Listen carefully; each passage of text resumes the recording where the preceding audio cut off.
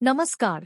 आपण पाहत आहात ताज्या हालात न्यूज लाईव्ह. कैलासवासी अजितदादा पवार यांच्या जयंतीनिमित्त राष्ट्रवादी काँग्रेस पार्टीतर्फे आयोजित सेवा सप्ताहाच्या तिसऱ्या दिवशी आज देगलूर शहरात स्वच्छता मोहिमेचे आयोजन करण्यात आले.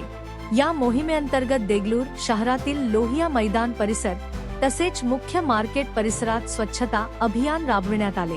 राष्ट्रवादी काँग्रेस पार्टीच्या पदाधिकारी, नगरपरिषद कर्मचारी आणि कार्यकर्त्यांनी प्रत्यक्ष श्रमदान करत संपूर्ण परिसराची स्वच्छता केली.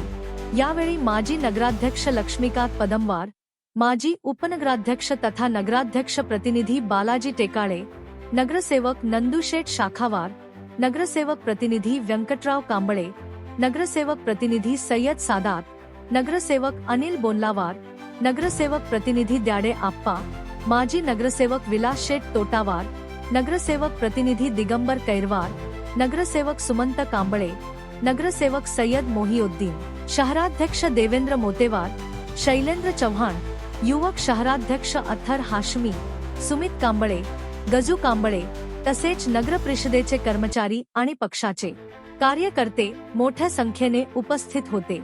सेवा सप्ताहाच्या माध्यमातून सामाजिक बांधिलकी जपत शहर स्वच्छ आणि सुंदर ठेवण्याचा संदेश यावेळी देण्यात आला. ताज्या हालात न्यूज ब्युरो, नांदेड.